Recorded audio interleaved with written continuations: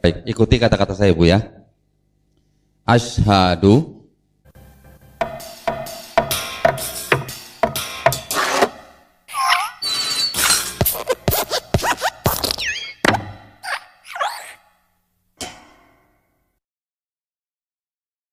Salam saudaraku, debat antara Pendeta Isra Soro dan Budi Asali versus Donditan dan si Wahyudi KW ya. Yaitu si Umar memang udah berakhir ya, tapi ada beberapa hal yang lucu sih dari debat kemarin itu ya. Yang pertama, debat ini bukan seperti Kristen versus Islam ya, tapi lebih ke Kristen versus pengacaranya Yahudi gitu ya. Karena Donditan dan Umar di sini kan mereka cosplay jadi Yahudi ya, tapi sayangnya gagal gitu loh. Harusnya jangan bahas Kristen terus dong, sekali-sekali bahas Islam, bahas Quran. Tapi entah kenapa ya, dalam debat, dalam diskusi, jarang sih ada diskusi dua arah, bisa bahas Kristen dan juga bahas Islam. Ya mungkin takut kali ya kalau kitab sucinya nanti dikritisi dan dibongkar.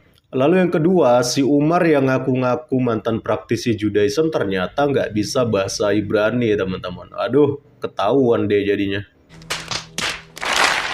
Dan yang terakhir, yang ketiga, ini yang paling lucu ya teman-teman. Setelah selesai debat, ya mungkin supaya nggak malu-malu amat gitu ya, Donditan kemudian mensyahadatkan mualaf yang sudah disetting sejak awal. Kenapa saya katakan ini sudah disetting teman-teman? Karena Pendeta Isra Soro sendiri sudah memberikan klarifikasi ya, seperti di dalam video berikut ini. Ya, shalom saudara-saudara.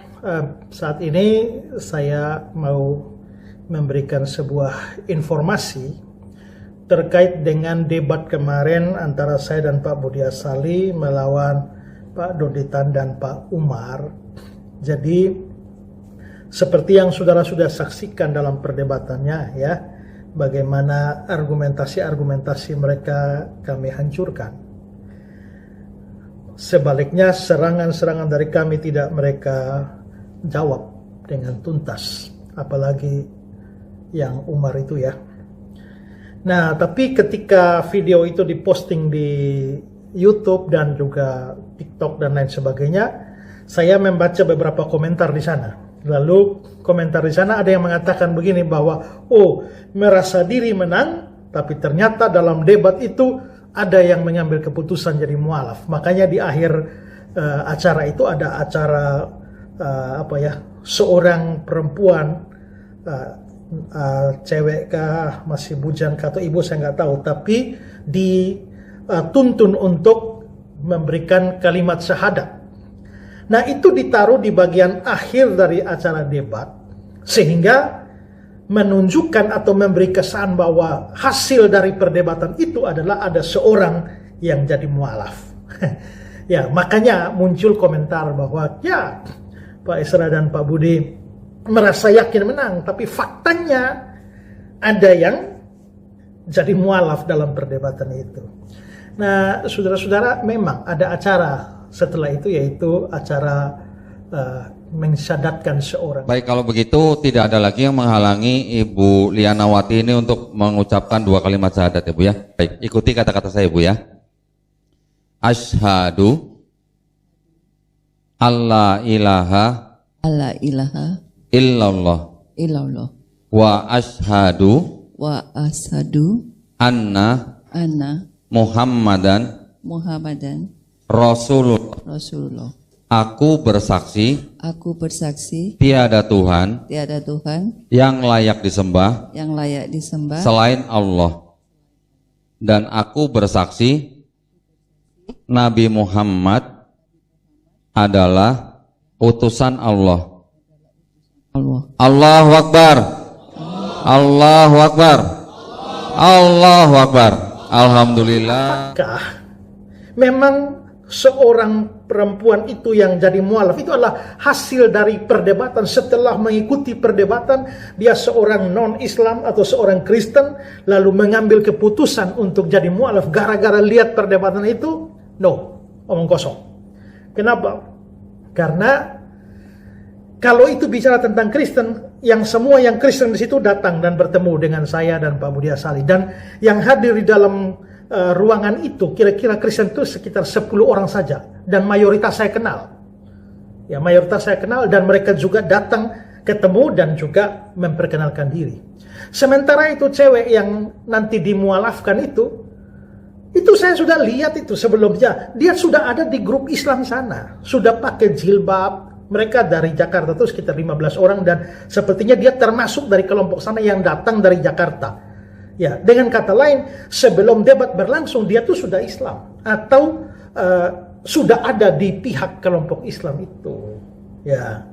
Nah, mungkin saja dia memang menjadi mualaf, tapi bukan saat perdebatan itu. Mungkin saja dia beberapa saat sebelumnya sudah mau atau bersedia jadi mualaf, lalu ditunda acara syahadatnya, tunggu pas ujung akhir perdebatan supaya memberi kesan bahwa nah inilah hasil perdebatannya. Hasil perdebatan itu adalah ada seorang non-Islam atau seorang Kristen yang akhirnya memutuskan jadi mualaf untuk menunjukkan bahwa ini hasil perdebatannya. Padahal itu omong kosong, itu settingan semua. Orangnya tuh sudah Islam sebelumnya atau minimal sudah ada di dalam kelompok Islam bersama-sama dengan mereka. Saya lihat orangnya kok. Ya, saya lihat orangnya dia ada di grup sana sudah pakai jilbab segala macam di situ kok. Nah, nanti setelah acara debat selesai baru mereka bikin acara itu. Nah, jadi kalau yang ngomong bilang wah ternyata gara-gara debat itu ada yang jadi mualaf. Nah, itu kamu tidak tahu apa-apa yang terjadi di sana. Itu semua settingan untuk menunjukkan seolah-olah mereka berhasil, padahal tidak. Ya, jadi saya yang ada di lapangan dan saya lihat orangnya. Ya, jadi saya menjelaskan ini supaya saudara yang tidak ikut itu mengerti apa yang terjadi di sana. Jadi tidak ada orang yang gara-gara debat itu lalu memutuskan jadi mualaf saat itu, tidak ada. Itu tipu daya omong kosong itu. Ya. Oke, itu saja penjelasan saya, klarifikasi saya, dan biarlah kita makin tahu apa sesungguhnya yang terjadi. Shalom Aleichem, God bless you. Jadi dari penjelasannya Pendeta Ezra Soroni saya menangkap beberapa hal ya teman-teman. Yang pertama ya, oke lah bisa jadi memang itu adalah seorang mualaf ya. Tapi bukan mualaf yang murni karena menonton debat. Kemudian dia tiba-tiba mengambil keputusan untuk menjadi mualaf. Karena ternyata sejak awal mereka memang sudah dipersiapkan untuk disyahadatkan sehabis debat. Karena dia sendiri duduknya ada di kubu Islam dan katanya sudah pakai jilbab sejak awal teman-teman. Yang kedua, ini adalah trik ya teman-teman yang sudah umum di kalangan muslim. Ya mirip-mirip seperti Zakir Naik lah ya. Yang juga sering menampilkan mualaf settingan di acara kajiannya ya. Jadi sepertinya Donditan ini dia terinspirasi dari Zakir Naik, kemudian dia tiru itu agar terlihat sepertinya sering terjadi pemualafan di kalangan Islam begitu ya. Yang ketiga, menurut saya cara ini adalah cara yang kekanak-kanakan dan terkesan seperti pamer ya. Saya kasihan melihat perempuan yang mualaf itu ya. Agama yang harusnya menjadi sebuah ranah privasi, tetapi proses mualafnya harus diumbar dan dipamerkan seperti itu. Layaknya anak kecil yang memamerkan mainan baru agar dilihat orang banyak gitu loh. Tapi sepertinya perempuan mualaf itu pun tidak banyak protes ya. Atau dia juga menjadi mualaf pasti ada motivasi tertentu ya.